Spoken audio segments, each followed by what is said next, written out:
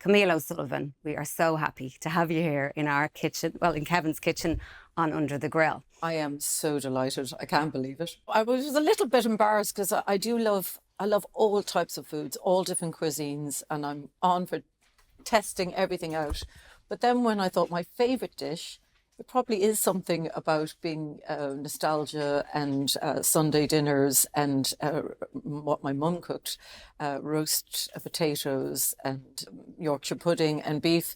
And the apple pie thing maybe is from my school days. So I'm so excited. And I love the fact that I smelt, as I was trying to park, I was like, which house is it? And I was like the Bisto kid. And I smelt the meal. And I am... I feel delirious now. I can't believe that I'm in your kitchen and I'm going to be fed this. Ready to serve up a meal your mum made, is it? Yeah. Or your father? And my mum is French. That's what blew me away. It's because your mum is French, your dad's Irish, right? Yes. So roast beef is not really a French thing. It's not. And so what's interesting is, like, I would have been reared on, like, she moved to Cork when we were little, and I'm amazed that they didn't separate at that stage. They're still together because she loves her food. French people love them. I mean, I remember traveling with my grandmother in markets, and she was there smelling the food and 3-hour lunches, and food is everything to them. And they came from a vineyard family, so wine is everything to them. So Mum, I think she's always had like the Robert Carrier books, but she had these amazing books which were cuisines of all different types. Wow. Of food from all over the world. So she tried everything. It made me laugh. Like, there was one stage she tried making, the dough was in my sister's bedroom, and making a pizza, realising it didn't fit into the oven. Yeah. And she had a mad situation in quite an eccentric upbringing in Cork, where one ring worked on the house, but my mother could cook anything. And people would say, you must open a restaurant and thing. And she was like, oh, no. And then saying, give us the recipe. And of course, as you know, apple pie, she'd leave out the apple. So this is, she would never, not even us, we're not even allowed it. But I think it was her. But your mum must have a recipe book. Like, my gran has a recipe book. She does, and it's written, and it's all, you know, and it really is, like, I feel eating... It's something of, I miss my grandmother's meals, because there was something in the way she cooked potatoes in a very different way and the potatoes were different there. But it's like a scent when you pass a tree or something, it brings you right back. And with that, it's a love that I remember my grandmother brushing my hair, and the love of what she used, how the serving of food. And my mum the same, like, to me, she learnt. I always think her potatoes, the beef, it was her way of trying to understand what was, because they moved to England first and then Ireland. So I think it was her discovery. Yeah. And because maybe this competitive side to her, she says, doesn't exist, it must be the best potato or thing, or, you know. Yeah. And she was such a perfectionist. She never...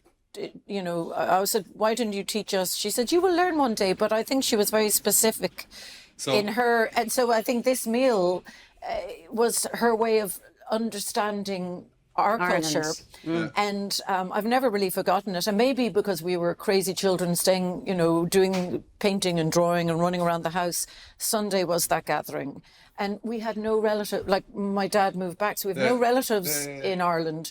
So it's a small Sunday gathering of 4, and all the cats. Do you know when your mum was making her roast potatoes, did you go in and over her shoulder and watch her do it? Absolutely, yeah. Okay, so I'm going to tell you how to make a roast potato then. Rooster potatoes, which are great Irish potatoes, you peel them, cold water with a pinch of salt in there, bring them up to the boil and let them simmer for about 7 minutes. Yeah. Just to parboil them. And then you strain them off and put them back in a stove, right? So you take all the moisture out of the potatoes. Oh, yeah. And give them a good old shake. A little bit of duck fat or goose fat in and around it, and then put them around your roast. Yes. And you'll 7 minutes never feels like enough, but it actually is. Look at those beauties. Listen, there. I actually think sometimes I order a roast dinner just for that alone. Like, I'm a potato girl. Like, if I'm looking at a recipe, sometimes I'm looking at what's the potato first, but that looks incredible. So we've cooked our roast beef on this tray, and there's carrots, onions, garlic, rosemary, all there. So that's like when you start cooking your roast, you're actually starting making your gravy right from that point.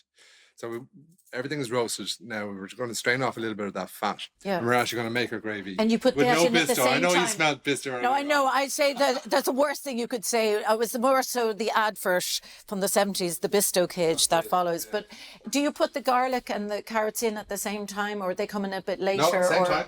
Yeah. I love garlic like that. And that was a funny thing as us growing up. My mum used to give us garlic cloves, eating completely. It's just probably, probably do that purposely to keep the boys away. Well, I don't. Well, just give the boy a garlic clove too, and you'll be grand. Just hand the garlic clove at the start of the date. But come here, do you know what's funny too? She used to give us like a piece of bread and put a Bourneville chocolate in it, and everybody be like, "What are you having in Cork?" And you'd be like totally embarrassed because it was a different type of, Yeah, but it's not brilliant. I know, I loved it. Those little nuggets of our lives growing up are brilliant, and you've probably passed that treat on to your kids. I have, yeah. So that's lovely. I mean, it's an amazing gift. I love like my friends who can cook. I think it's one of the most, I don't know, I think it's a big thing of love. Or, that gift that you can give people. And I'm just kind of in awe. Like I cook, I'll go for it. But this is like what, I do try Aidan myself. And he's always saying, I do the better roast potato than you. So there's a bit of an argument going on there. Aidan's mum good. She is. Yeah. She is very good to cook. I mean, and you feel so lucky. Are you saying that because you're live on a podcast? Yeah, what else are you going to say? Have you met his mum? She's going to kill me. She's going to kill him first. When I make a roast, my face gets really red and there's pots everywhere. Now, I am a good cook, but I do make an absolute mess of the kitchen. I do love food, yeah. And gravy like that is just beautiful. That's just unbelievable. Yeah, you can ruin a good meal with bisto, I feel. I don't know. Well, I would never do the bisto. I mean, the thing of doing it like this is incredible. But it's saying, like, it doesn't matter what roast you're doing because you're getting the flavours of your roast joint in your pan. And, like, that's basically it. I'm just going to taste it and then strain it. And then we'll basically serve up our lovely first course, our roast beef. First course.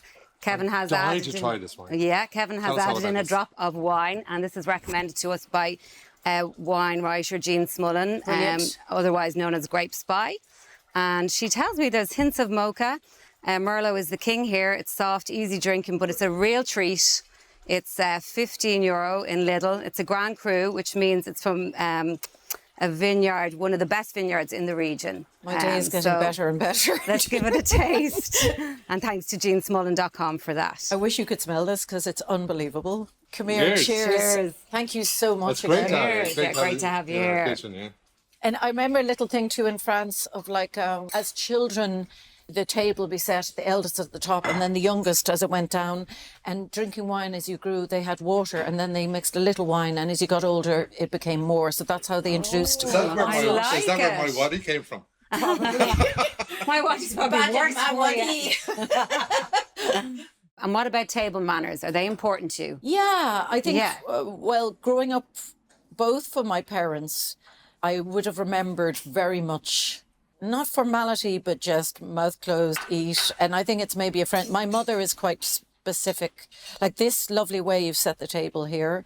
She loves her glassware. She loves her napkins. She loves formality. And all the French are very like, Mademoiselle, don't eat like this. And she adores living in Ireland now. Because she finds maybe sometimes it's too serious back in France. But I do think formality, I like that thing. And I try now with my little one to help her. And what is quite funny is like, maybe that time that we were all locked away, sometimes she shouts too much and I'm like, bring the level down, people, it's their workplace. And because we're all excitable, like it's probably the O'Sullivan. Really? You wouldn't be excitable. My mother says to me, I wish you were more enigmatic and didn't talk so much like Daddy. But this is the way it's going now. And I'm even sharing that on stage. Do you not turn around and say, I take after you, Mum? Yeah, exactly. I don't think so. And she's quite shy, but her thing, do you know what is interesting with her thing with food?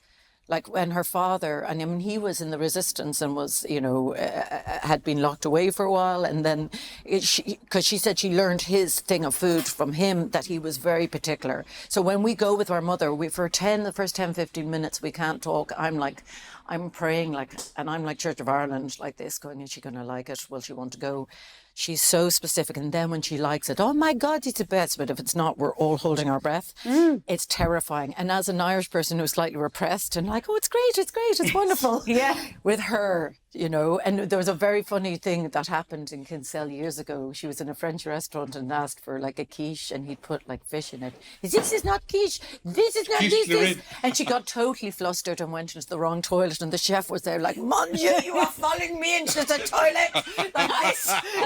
She's so, you know, and, but I love, like, it kind of, I even feel in my body talking about it, how much it scared me, her reaction to foods is it's like, passion. It's an absolute passion. And there was a time growing up, like, it's really scary to me because I'm really Irish in the thing, you know. You don't fuss. I don't want to fuss, but I love my food. But with them, and there was a time I remember when we went, and my dad says, you know, Camille, we're going to have to exercise every day because the 3-4 hour meals, like at Christmas Eve, it's like it goes on like 12, whatever. And she loved her oysters and stuff, and it's actually amazing because we all chat and they just go, shut up, we must eat. And my cousin, who was older than me, Didier, my dad brought him go-kart racing and he came back and I went, he looks like he's been crying. He said he has. And I said, why? And he said, it's the first lunch he's ever missed in his life. But lunch is so important to French people. I remember being in boarding school, became a vegetarian. Like the food was a bit better if you went vegetarian. And when I told them, they made me eat the meat. So do you like horseradish? I love horseradish. Okay, so there's a trick with horseradish. So you get your horseradish and if you just get whipped cream and you put some whipped cream into the horseradish, like so, and mix it up and it just lightens the horseradish and it just becomes, look how light and creamy it kind of that looks incredible. And when you're cooking, because horseradish, like how do you cook, you know, the horseradish itself and from the start, and don't take it from the Coleman's. So it's basically it's a raw root and you just grate it. You just grate it like down. ginger Don't cook or it like ginger. And then you can add a little bit of mayonnaise to it as well, lemon juice, salt and pepper. I love it so much. But that looks just incredible. So it's a lovely 28-day aged Hereford beef. And the trick when you're doing any roast is that you roast it and then you take it out of the oven and let it rest. Cooks longer. Yeah, it'll cook. It'll settle and all the juices will stay in the joint, which is really nice. And just kind of relaxes, so it's more tender. It looks amazing. I think I've been dreaming of this moment since we, you know, since I said this was it. Yeah. And I told Aidan today, he said, what are you doing? I said, Kevin Dundon's cooking me. He said, and I could see the upset in his eye. He was dressed as a medieval jester. I was like, sorry, bye, darling. What's interesting about your story is that the apple pie is not your mum's. It's not actually school, which is a childhood memory. It is a child. I do think, and I remember growing up telling my dad, I used to ask my dad, you know, as a child, you love your parents so much as you do now. Yeah, but it's different. I said, I always wanted to cook him what's your favourite dish, Daddy? So the same thing. And it was he was in boarding school in England, but it was spotted, you know what? And so my mum was like, oh my God, it's awful. Spotted what? Spotted dick. Cut that out, Thank you. So, but it was... But you didn't name it. That's the name of the dish. No, that was the name. Spotted dick is but the thing was, it was his boarding school one. So it was funny, the same thing, you know. So spotted dick is basically the Yorkshire pudding recipe with sausages in it. Is that it? Correct? Yeah. So, and that's what a spotted dick is. It's a very English thing. But it was so he was Irish, brought up there and then brought us all back. And he can't cook. Like, he did try a few times, but I was like, sorry, Dad, an exploded burger No, but do you know what? It's funny. In his 70s, he went and did a cooking course. No way. Isn't that brilliant? And he loved it and learned everything. He was teaching us, and it was the most amazing thing. And but cooking is very therapeutic. Like, particularly if you're like completely stressed and you come home and just make a risotto, because you're forced to chill and relax because you have to stand by the pot and continuously stir for 20 minutes and keep adding stock slowly to it. And by the end of it, you're so like chilled. So people recognise you much, do they, Camille? Me? Yeah, you said they don't really. No, I wouldn't think. I would say more. I mean, it happens, but I'm always pleasantly surprised. I'm usually holding the camera for Aidan.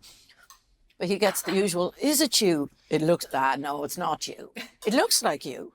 Nah, you're too old. And I'm going, no, it's him. It's him. It's him. But it's grand. I mean, I don't really mind dressing down for, like, I like, you know, I went from black to kind of eccentric clothes. As I'm getting older, I'm like, it's getting more eccentric. But I don't really care for, when I'm doing gigs, I dress up. And when I don't care. And he's pretty much the same, but... That's a really nice way to be. Yeah, Just be yourself, and then, when you see somebody on telly and you're so charismatic and your food is so looking great, you do feel like, you know, you do. And food, I don't know, it's the combination of the chatting, the talking, and it's just, I just love watching you on TV. So you do feel, it's like, definitely. Does food take the barrier away or breaks the ice in a conversation? I think so. It's like, if you were, what's your first date? Like people always talk about this, going on a first date. Where would you bring someone? I got a questionnaire in this morning, I have to fill it out. And one of the questions is, where would you go if you were going on a first date, where would you go? And I was thinking Moroccan food. Yeah. You eat with your hands. That would be amazing. That's good. Yeah, because it just suddenly, it's like, and you might Jesus. be lying. Here we go. You might be lying down lower on the floor. Yeah.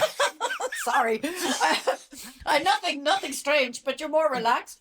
I remember Hey, sorry, that's even worse. We get you. I remember my first date, and he's actually, well, it was like 15. I mean, we were 2 or 3 years, I can't remember, but he's known too, but he basically was spaghetti. It couldn't have been more excruciating. Yeah. The two of us trying to eat. Like, I was so embarrassed, just like, and to this day, when I eat spaghetti, I still kind of eat a bit like that, and I'm so self-conscious. Yeah. You know, but yeah, it must break the barrier. And I mean, it's and people are obsessed by it now in a way that they weren't in Ireland before. Like, I remember growing up, like in Cork, they loved, like, which is such a foodie capital with the Cork market. Like, I'd practically move home again because of that. It definitely at the start, like, I felt for my mum, like, you know, olive oil. But you must have loved the market though. No, yeah, but that wasn't really cooking as much. That, like, we lived kind of out of town, and it only really happened later that it really became more embraced. Yeah. But and in Kinsale and stuff. But at the start, she was like, "Oh my God, where's the Caoimhe?" It was like piece of cheddar, olive oil from the pharmacy for your ear. Like, you know, she was going crazy. Look where Ireland is now with cheese, as she loves them. But my mother, she found it so hard because it's learning English and stuff. She says, I will never leave Ireland. It's my favourite place. She loves the Irish. She loves the humour. She loves the food. She thinks everything. Like, and Cork actually was amazing because you found these really incredible, like, I remember when we were teenagers, there was some place in the West Cork that was like a Japanese restaurant that had like... That's right. That was a Michelin star restaurant. Yeah, and I went there with a boyfriend. I don't know what was going on with the boyfriend. They had the right ideas.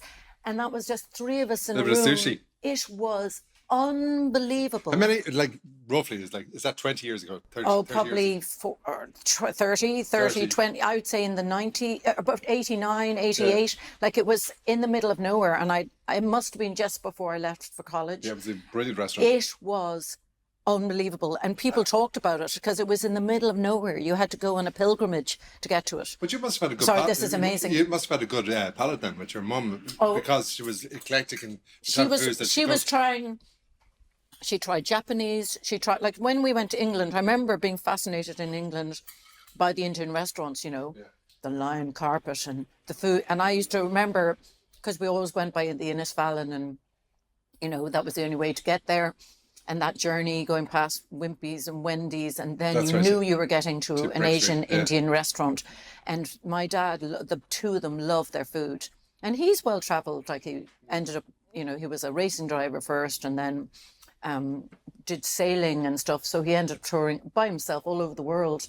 And food is a massive, he'll try everything and anything. And so that kind of thing for us. Did you ever keep a diary on that? I think with videos, maybe. He's done lots of filming since we were little, so I think he's kept that. But like China by himself, back of mopeds, like the guy is completely... No, but it's fantastic, like I saw him like on one of those gliders. I was, who's that? He was 78. Like, so I love when I go, like say when we're going back to Australia soon and they have such an amazing thing of Asian culture with that mix. I love when you go to a country and you taste their food. Like, I don't understand when you go to a country and you don't want their food. And one of my friends brought me to an island off Malaysia, I think. He said, your phone is now going to lose its signal. And I was like hanging on, Jesus. Trying to row back to where the signal was. Off-grid, and cheapest place we could stay, a little hut which had no key right on the thing and all the flies going around, and then a hammock. And I still was talking. He says, I love you very much, but you have to stop talking now.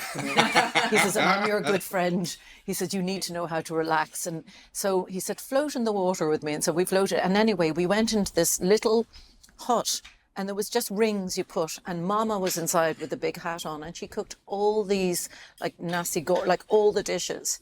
And I used to be watching her, and she said, what do you want, this or this? And then on the second last day, the young boys, who were lovely boys, they brought us into the island where the fountain was there, and they said, we're bringing the forest to the beach. And they took big kind of like, I don't know what type of plants they were, like palms, or they put them in the grass, they put them in the beach, they made a kind of a big kind of a canopy over us, and they took fish that they'd fished and they cooked it for us. Did they cook them in the leaves? They did it in leaves. So it's probably the banana leaf then. Yeah, so I didn't know, but we were all crying because like they loved us so much and we loved them. And like most of the time when I go somewhere, I always will try and look for a place that I can go on a little walk to see the town to get to some good food. Yeah. And everybody's arguing with me, but going, oh, we'll just stop here. I said, I need to know where I'm going, because I said, if I'm coming to a place and I don't eat well, so I must have my mother in me. Yeah. I'm not as hard as her, but you know. And my sister's the same. Like, I've gone with my sister into a restaurant and she goes, we're out. I'm like, geez, but we only stepped in the door. She said, So when you get to a city or a town, this is what I would do. Is I just get on my feet and I walk it. Yeah. And I sniff it out. I sniff the bars out, sniff the restaurants out, the people. It's the way to do it, because if you are on, like, you can look for things online or you can do stuff, but you don't know who, like Michelangelo, who is getting the 1,000 reviews every day, putting them in himself, you're telling me this is the best restaurant in Rome. Yeah. But meeting, like I found, it's even at home in Ireland, to try and have that attitude, to not go back to the same places, to get out of the car, either cycle or walk. And when you walk, all those smells and all the city, this three-dimensional thing, becomes something else. I wanted to ask you, Camille, about your heroes. You played the music in Nick Cave, Tom York, all these people. You've met Nick Cave, and he gave you his blessing. Just about. I mean, I think he did. Yeah, he hasn't got rid of me yet. Yeah. No, he was lovely. Who else have you met? Oh God. I've met people like Todd Rundgren, he was in a band called Heart, but he was, I didn't even know who he was. I was singing with him in Sydney, and I was telling him what to do, because, being Cork, and then somebody said, do you know who you're talking to? And it was so funny, he did the producer of A Bat Out of Hell. He's like the most extraordinary, he's like an extraordinary fella. And then later came, he didn't give us, everybody else had emails, like there was Tim Robbins and Marion Faithfull. Like, you end up working with these people, and it's kind of mad. And but I remember Todd later, I said, you must come over to Ireland. And he said, okay. And then he was in England. He came I was doing a crazy show, The Dead, and he came to it where I had to kind of move around and touch people. I was like, Todd, what are you doing here? But so Did you know he was going to be there? I didn't, but it was so wonderful. And then I brought him out and brought him to Poolbeg Lighthouse and stuff. But then, of course, touring, Shane for years. I've been a big fan of Bowie, and I've worked with both Jerry and Earl Slick. Did a mad thing. I've been you get asked mad things. Like when I just, after giving birth and split up with my partner, when things were like, she didn't have a name for 3 months. She was just Tiny O'Sullivan. And I got asked by Yoko Ono to do the Meltdown in Royal Festival Hall. And I was like, 3 weeks, I was like, put on a bit of weight. I don't know and I went, what are you doing? Of course you're going to go. So I got there, and I was so crazy, because I'm nervous usually, but there's something about, I remember my best gigs was when I was pregnant, because you're so grounded and worried about the baby. And then when you have them, you're like, whoa. And it was hilarious. There was your man, I'm a big Beatles and Lennon fan, and Sean Lennon was there, and he says, oh my God, I love your sparkly shoes and your black cape. Can you style me? And I'm like, what are you on about, Sean? This is, and I ended up in the cupboard with him having a whiskey. I've got to hide from my mother. I went, Yoko. Like, you couldn't make it up. And then coming out of the lifts, so good. There was Boy George and stuff, and like Patti Smith. And I remember pressing the button, and Patti Smith didn't look too happy on the other side as it closed. And I was like, I'm sorry, Patti, like this. So there has been loads of people over the years. I think I'm quite scared of meeting my heroes. Like, well, I think when Bowie, Cohen and Bowie, I'm such fans of, and they did come across so beautifully on YouTube and on their interviews, and when they passed, I'm scared of a leaf, to be honest. I can't believe I'm on stage at all. And I actually started telling audiences that recently. Somebody said, what type of leaf? I said, no, it's just a term, love. But basically, I worry that they won't be nice enough, or something will make me not love their music enough, or that I won't be good enough for them. So, because it matters when you sing somebody else's songs, you're not being a tribute act in my head. Like, it's a bit like an actress singing a song. You take it and you try and inhabit it, or there's something in it that made you cry or laugh. So it's something that you feel yourself, that you're going to be able to sing that song, because most of the time songs, you don't own them. They're either going to sound like a bad wedding version, which I've done in the past to get me through when I started gigging. So you can love them, but it doesn't mean you can sing them. So when you meet the people, you do feel a connection. You sing to the audience, but you always have them a little back of their mind. And say, like, for example, Shane, like, I was a fan of his, and it was when I was like my first mixtape, when boarding school, the two songs that stood out, Rainy Night in Soho and Pair of Brown Eyes. And then later, the madness of, music, food and stuff, it's part of you. You always feel like a child with it.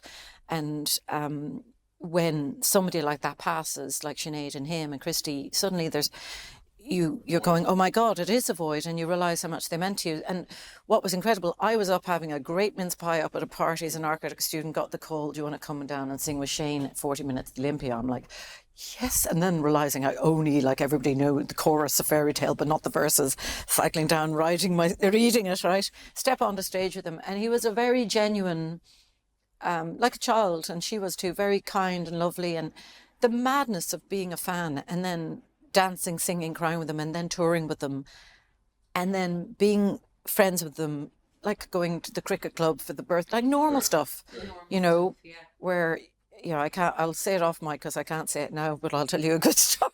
Nothing to do with Shane, more to do with me and Aidan at that party. But we were in good form. And basically, so meeting somebody like him, and being able to just kind of tell them how much you love them as a friend, but also how much they meant to you. Your dessert is really interesting because, with your mum's background being French and your dad being Irish, and this brings back to a childhood memory, but not necessarily from your mum. No, so and story. Funny enough, I thank you so much. That was incredible. As you can see, there's pretty much nothing left on it. Mum would have done tarta. No, the one with the apples. Yeah, she used to make them. Yeah. And I always, to this day, I do go and try and I have tried to recreate it several times.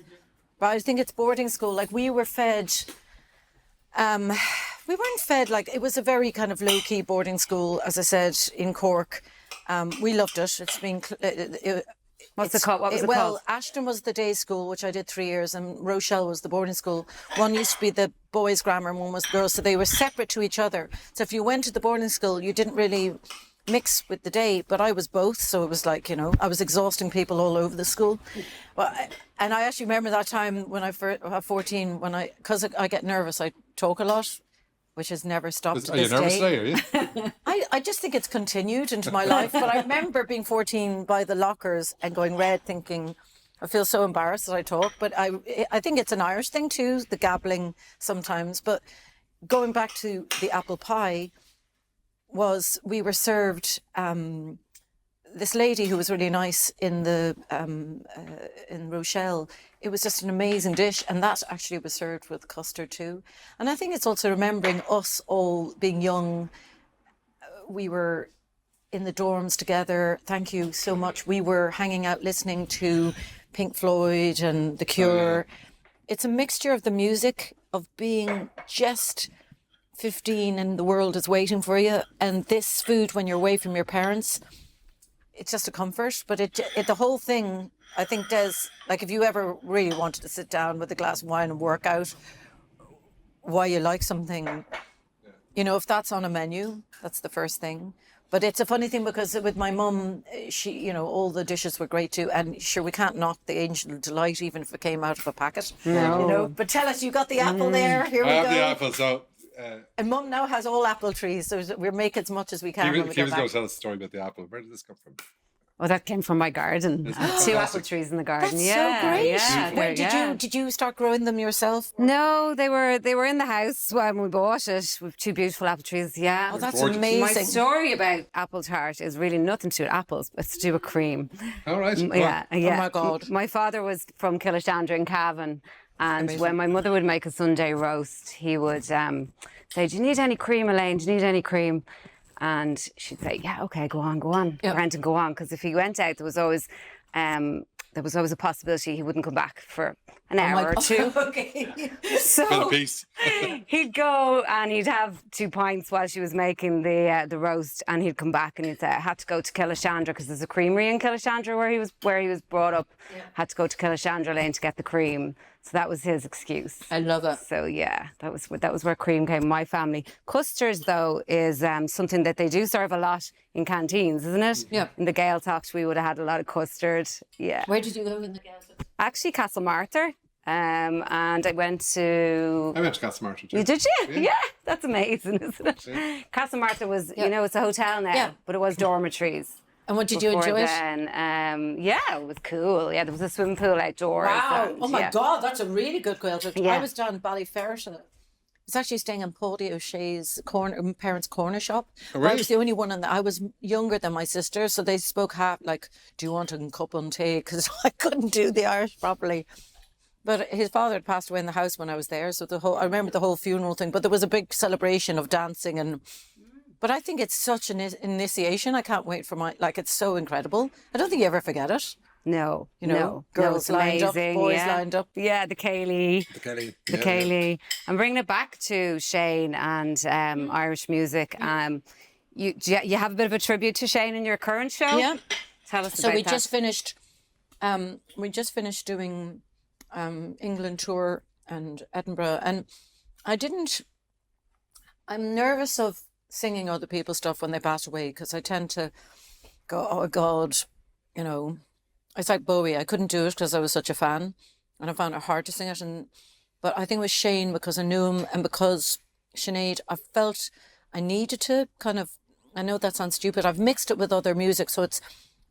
And this show will, like in England, I call it Love Letter. In Ireland, I'm calling it All Souls because I think it's more connected to that. And really, what happened when they passed away, I sat with their lyrics. I didn't want to hear. I'd heard the music. I'd heard the music. I knew the music, but I found it kind of hard to listen to music. So I just sat reading and reading. And with Lila, who's a big Taylor Swift fan, I reminded her she's a billionaire. We love her, but you know, you got to listen to Sinead. So it was just very comforting to look at all the messages that were coming from different people. I always find that really comforting to read what they had to say. And then I thought, I do want to sing about them. I don't know how it's going to be done, but I just want it to be a thank you. And try and connect with, it was probably the teenager in me that just needed to sing them and wanted to bring that stuff back. So I never, I had been at his 60th birthday celebrations, which was incredible. And sadly, it was actually the night that Dolores had passed away. And I thought, isn't this so sad? All these people are here and we've heard the news. And it was the last time I saw Sinead sing. But at that stage, they were all offering different songs of Shane. And I was like, oh, Jesus, I'm going to have lived a life of excess. I've toured with them. I know what it's like. But he was the most phenomenal singer. People go, he'd drink, whatever. But he could sing. Look at the respect that he had all over the world from the amazing artists. Well, what was incredible was when the BBC and Sky, at the funeral, I went, oh my God, England has totally embraced this. And it was everywhere. like, I think he was, you know, one of the finest writers, and the legacy of his work, when you think of like the people he loved, like Brendan Behan and Patrick Kavanagh, like within a short amount of time, he created some of the best love songs ever, and the best, like, I remember standing behind him on stage in Brixton, crying my eyes out. The back of him, he used to always stand still. Well, the other guys were frontmen too, but they were all swirling around him. And then the anarchy and the fire in the audience, it was like being at some, I don't know, I felt like these were Vikings. It was like they were either going to love him or kill. I couldn't tell. It was so passionate. And I was crying going, he was singing Rainy Night, and I'm like, you wrote two of my favourite songs, and there you are. There you are. And there you are off stage with your foot on something, cackling like you do, giving me a hug and being like so soft. And like, he was, you didn't mess with him because he'd say what, like, you don't, I always, when I sang a song, I'd run away because I'd be scared what he'd say. But Victoria said, don't worry, he loves you. Because, I mean, we even got to record his last duet together, which isn't out, but we sang it, and we were with him the few days before he passed. And it was just with a bit of incense, him watching his video, us talking. And it was really moving because he'd been off the drink for a while at that stage, and he was having a different kind of life experience. And I mean, listen, I tour, all bands drink, you know. I always thought he'd outlive us all because he just was, you know. But Shane was a really learned person. So if you said something that was slightly, you go, no, 1930, like he'd tell you, and you go, oh my God. And it was just such a beautiful kind of lovely, relaxing moment with him. And he said, which I thought was so moving, he said, look, I loved singing with you, but I felt like a traitor at times to Kirsty, because Kirsty was my friend and I loved her so much. And I said, I felt like I said, you can never really sing that song feeling you own it. It's a funny place to be. It's a bit like singing at a funeral, or when you sing somebody's song, it's like it doesn't belong to you, like, because that song was always Kirsty and Shane. So you try and be the best you can while you support him. And I've had so many magical times when I had sung it with him, and for him to say that, like, he really did, he was a very loyal person to people and a very kind person, and very different to what he was on stage. And sometimes Aidan would just sit there, they'd watch a video for, like, you know, it was just like, but he'd always have he was always very cutting in a good way, like with a good joke or whatever. But I remember, like, so when I was looking and at the funeral was so moving, and like that night it was hilarious. The hotel had said, we're not going to do the after parties because, you know, the Pogues people, they'd be throwing the TVs out of the windows. I was like, they're probably right. Yeah, they're probably right. But I laughed. I mean, the one time I'd sung with him on the TV show, I ended up in hospital the next day, and the guy booking us in for the late said, I didn't think it was going to be you. I said, one night with Shane, you know. And there was, like, other times when I was on tour, I lost my passport, so they're laughing at me going, you're the trouble here. But with the show anyway, it's really about stripping back the band and taking the rhythm out and listening to the words with just piano. And a lot of people, so at the moment I'm touring with Sharon Shannon too, who is the most gorgeous girl, and she's got all the band with her, so it's that joyous thing. But this, like, there's an amazing song called Majestic Shannon, and the broad Majestic Shannon, and his sister said, because I wonder would he have been that type of writer if he hadn't been born in England and raised there and missed home, you know.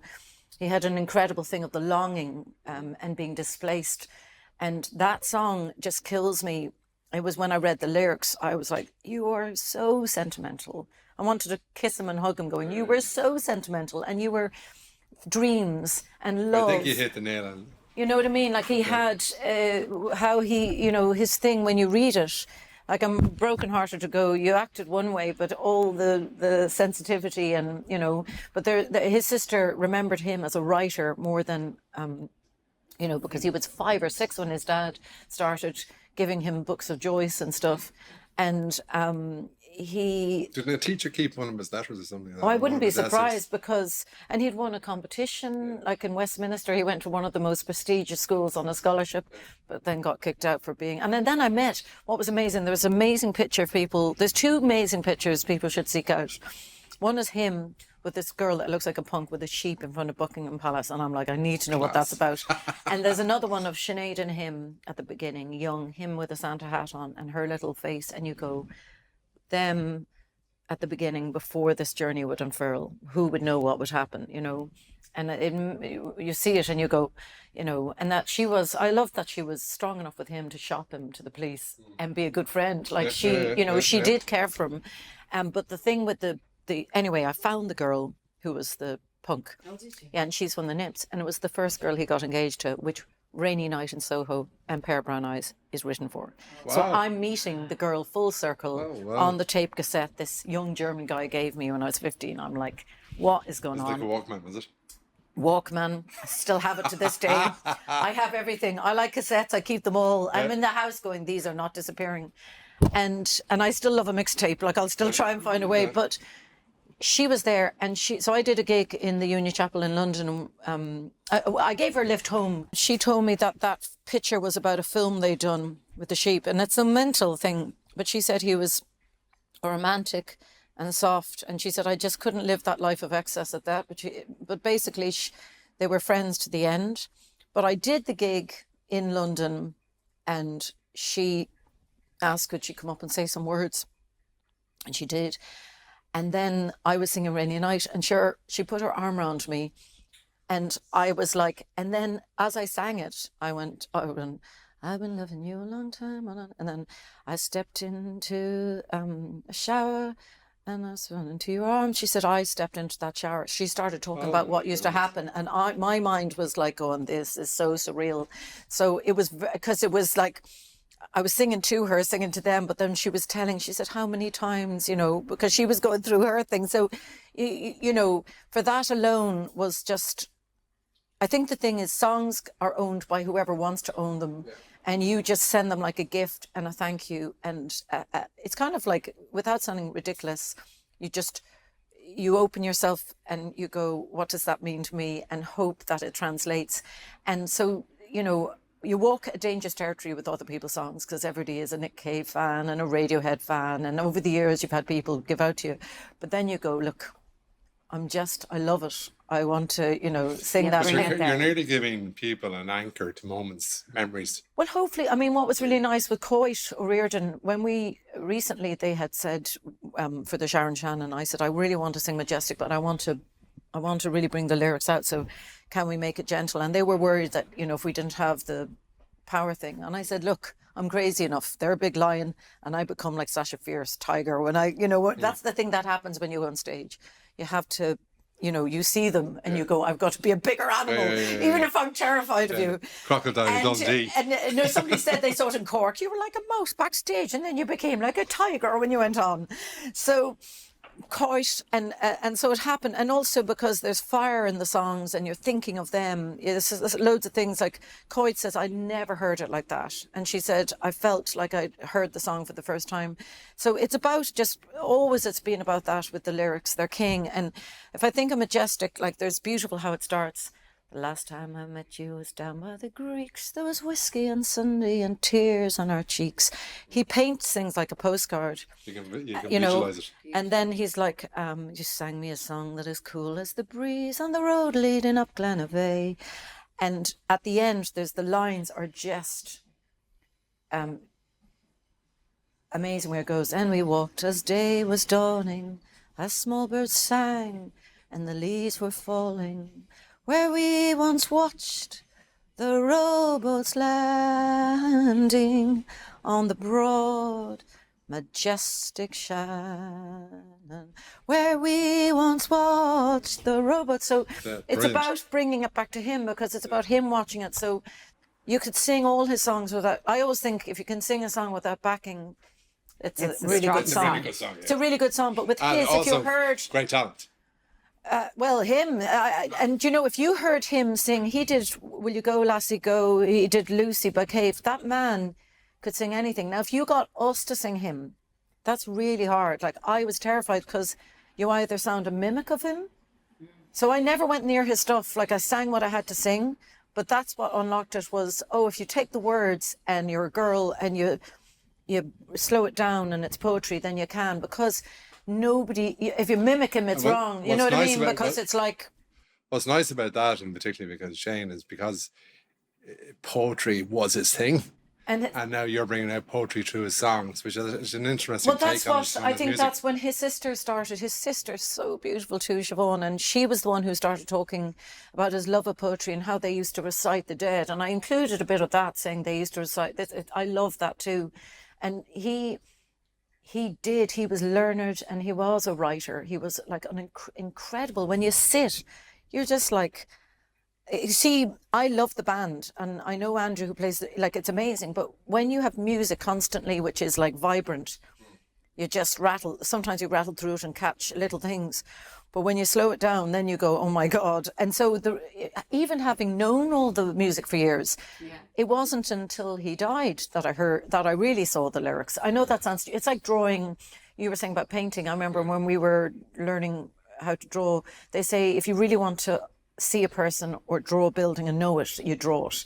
And so singing it, and that's when you sit with something.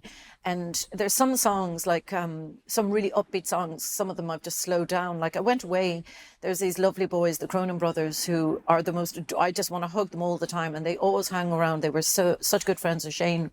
And we went down and did some recording down there just to unlock some of the songs, because sometimes when you record, you're in it and you have to get the essence straight away. You can be sitting with something for ages. Well, there was pictures. Shane had slept down there, and he had pictures of him everywhere. He'd lived there for like months on end. So it was a bit of the spirit of that was alive too. But I don't, when you think of people like him and Sinead, and this world where people get cancelled, and I'm sure they would have really given it a good shot, I don't think you'll see their like again, because they lived a life of excess and they said it as it was. Yeah.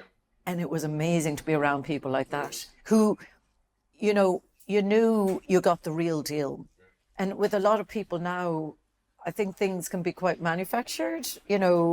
Is that a bad thing to say? No, not at all. You did get the real deal. You got the rawness, and that's in their lyrics. You said you did a duet with Shane before he died. What was the song? Oh, God, Move Over Darling. And we'd done one ages ago, which was Ain't Devil in Disguise. That was good fun too. Lovely. So yeah, that hasn't been released.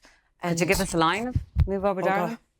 I can't even remember the words, because I read on something your lips move over, darling. I come down, she's the devil in disguise. I remember he took off his glasses and Jack L says, woke him up there, girl. I saw it on television. I had little shorts on going. Oh, lovely. Because also you're like, you love somebody, but you're like, oh my God, it's you, Shane. So I was always like, that with him. But anyway, I think those three, Christy, Sinead and him, I think for me at least, I feel like my youth, or who I am as an Irish person, I feel like the confidence they gave me.